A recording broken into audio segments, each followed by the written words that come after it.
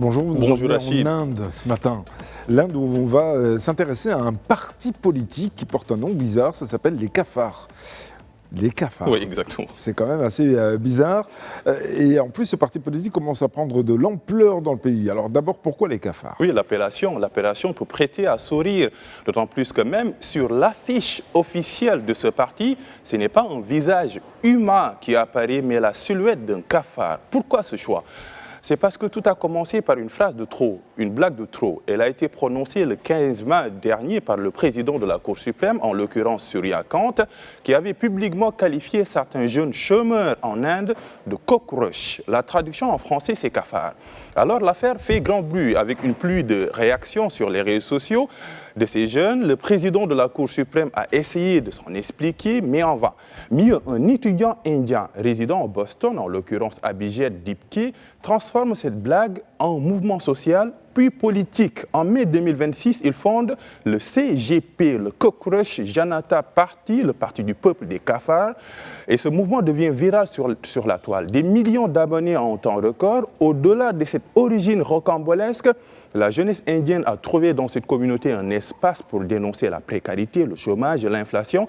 Mais la colère a atteint son paroxysme lors des révélations de fraudes massives et de fuites de sujets lors des examens nationaux, qui sont des examens indispensables pour accéder aux études médicales.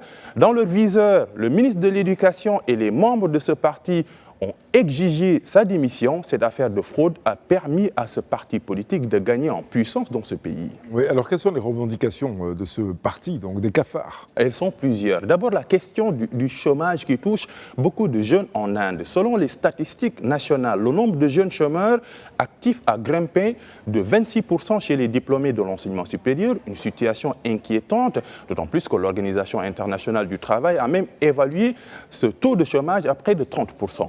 En clair, la création d'emplois qualifiés est au point mort, sans oublier la précarité qui touche celles et ceux qui sont dans l'économie informelle. Ce parti ne s'attaque pas seulement aux questions économiques, il y a aussi la justice. Le CGP propose la nomination par le président de la République d'anciens juges à la Chambre haute du Parlement indien, cela pour garantir une séparation effective des pouvoirs. Ils ont vivement critiqué, par exemple, la nomination de Ranja Goy, qui était ancien chef de la justice indienne, sans oublier la crise de confiance dans le processus électoral dans ce pays.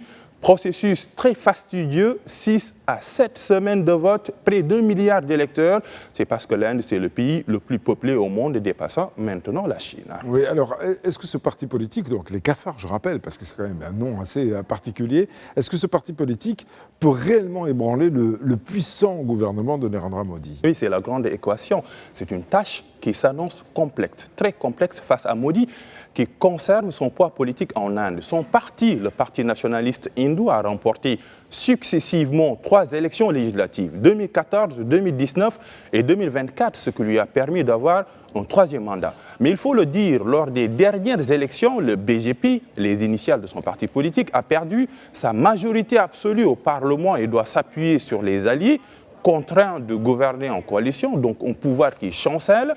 Le contraire pour ce parti, les cafards, qui s'appuie sur sa force vive, la jeunesse, 600 millions de personnes au moins de 25 ans en Inde. Ce parti mise sur cette force. D'ailleurs, les membres ont organisé une marche hier, un sit-in du Pacifique, mais ensuite dispersé par les forces de l'ordre.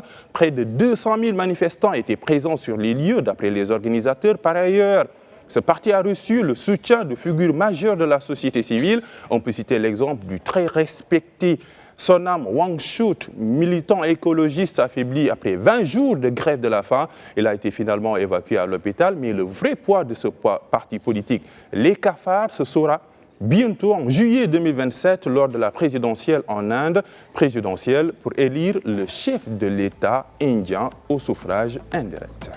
Un vrai cafard merde. Merci beaucoup, Papa Younsar. C'était l'autre regard.